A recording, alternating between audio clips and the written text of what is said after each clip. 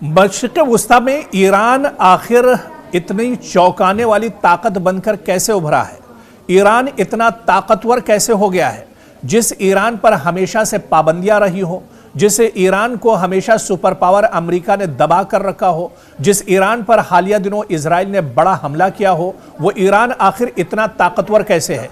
Iran के supreme leader Ayatollah Khamenei इतना ज्यादा उनका खौफ डोनाल्ड ट्रंप या फिर बिन्यामिन नेतन्याहू को क्यों है? दुनिया की बड़ी ताकतें ईरान के सुप्रीम लीडर से आखिर क्यों डरी हुई हैं? आज इसी को हम समझने की कोशिश करेंगे। दरअसल चाहे ताकत की बात की जाए, हिकमत अमली की बात की जाए या फिर फौजी ताकत की बात की जाए, मशरिक़ वुस्ता में अगर किसी एक मुमकिना जंग को सबसे ज्यादा खतरनाक, पेचीदा और आलमी सतह पर असरअंदाज समझा जाता है तो वो है ईरान और इजराइल के दरमियान बराह रास्त तसादुम।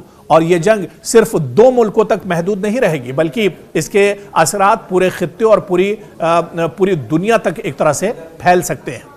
दरअसल इसमें ईरान इतना मजबूत कैसे है?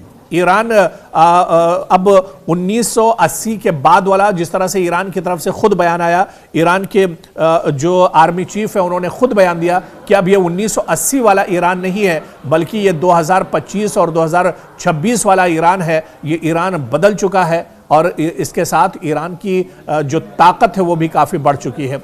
दरअसल ईरान के ज्योग्राफी और उसकी स्ट्रेटेजिक जो पोजीशन है उसे भी समझना होगा।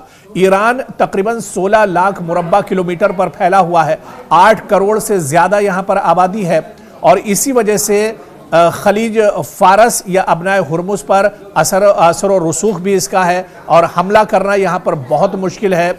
इजराइल की अगर बात करें, सिर्फ 22,000 मुरब्बा किलोमीटर पर फैला है और सिर्फ 1 करोड़ की आबादी है। इसी वजह से यह माना जाता है कि इजराइल के मुकाबले में जो ईरान है वो कहीं ज्यादा एक तरह से मजबूत है। तो ईरान अब पहले के मुकाबले में काफी मजबूत है और ईरान की फौजी ताकत भी अब पहले के मुकाबले में कहीं ज्यादा मजबूत नजर आती है। यही वजह है कि मिडिल ईस्ट की बात की जाए या मशरिक़ वुस्ता में ईरान जितने भी अरब ममालिक हैं उनमें सबसे मजबूत एक तरह से माना जाता है और हमेशा से अमेरिका या इजराइल की नज़र इसी वजह से ईरान पर बनी रहती है। और कहीं ना कहीं ईरान को तोड़ने की बात भी की जाती है, लेकिन जिस तरह से ईरान मजबूत है, ईरान जिस तरह से आयतुल्लाह अली खामनेई पूरे मुल्क को मुत्तहिद करके एक तरह से चल रहे हैं, ये भी ईरान की एक बड़ी जीत है।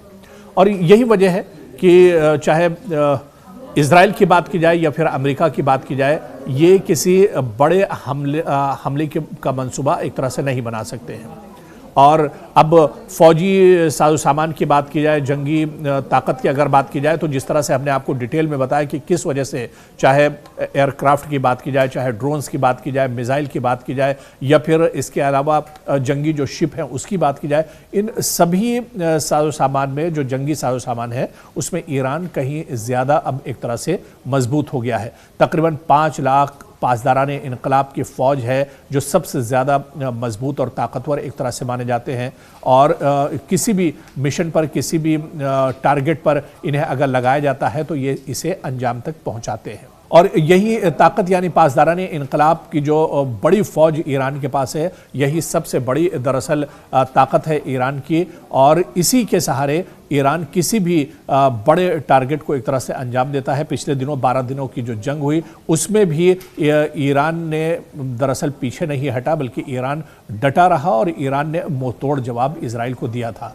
तो कुल मिलाकर ये कहा जा सकता है कि मशरिक़ वुस्ता में अरब ममालिक में जो सबसे बड़ी ताकत है वो ईरान है और ईरान पर कोई भी ताकत या कोई भी सुपर पावर इसी वजह से दरअसल चढ़ाई नहीं करता है या हमला नहीं करता है। इजराइल ने गलती की थी और उसे एक तरह से इस गलती का भुगतना पड़ा जो पिछले दिनों जंग हुई थी और उस जंग के बाद इजराइल को काफ़ी ज़्यादा परेशानियों का सामना एक तरह से करना पड़ा है।